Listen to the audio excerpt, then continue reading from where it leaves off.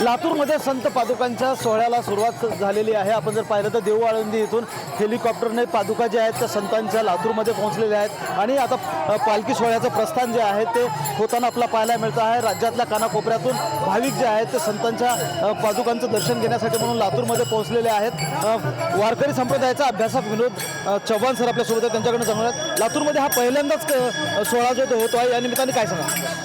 आज लातूरमध्ये पहिल्यांदाच मराठवाड्यामधला हा पहिल्यांदा एक वारकरी संप्रदायाच्या इतिहासातला सर्वात मोठा उत्सव या ठिकाणी लातूरमध्ये आज होत आहे।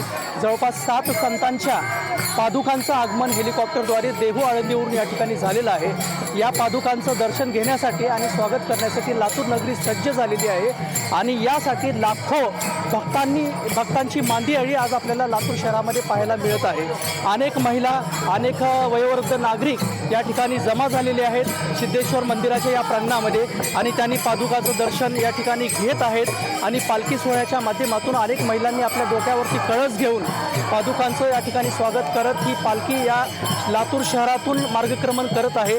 आणि या आज जर खऱ्या अर्थानं पाहिलं तर वारकरी संप्रदायाच्या इतिहासातला एक अनोखा आणि एक ऐतिहासिक सोहळा आज लातूरकरांना पाहायला मिळत आहे आणि लातूर नगरी खऱ्या अर्थानं या पादुकांच्या आगमनानं पवित्र झाली असं आज आपल्याला या ठिकाणी म्हणावं लागेल। लातूर जवळच्या खंडापूर भागामध्ये साधारणतः 400 एकरवर जो तयारी जी आहे ती या संत पादुकांच्या दर्शन सोहळ्याची करण्यात आलेली आहे। साधारणतः 2 लाख लोक जे आहेत ते दररोज भाविक दर्शन घेतील पादुकांचं अशी तयारी करण्यात आलेली आहे। दररोज सकाळ आणि संध्याकाळी कीर्तनाचे कार्यक्रम देखील ठेवण्यात आलेले आहे। एकूणच राज्यातल्या कानाकोपऱ्यातून भाविक जे आहेत ते लातूरमध्ये पोहोचत आहेत आणि हा अनोखा संत पादुकांचा दर्शन सोहळा लातूरमध्ये होतो आहे। पादुका ज्या आहेत संतांच्या त्या लातूरमध्ये पोहोचलेल्या आहेत आणि पालखी सोहळ्याला सुरुवात झालेली आहे।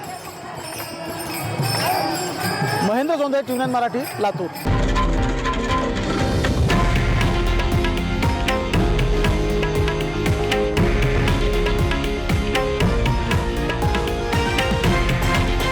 हे आहे देशातील नंबर 1 न्यूज नेटवर्क आणि आपण पाहत आहात TV9 मराठी, एकमेव।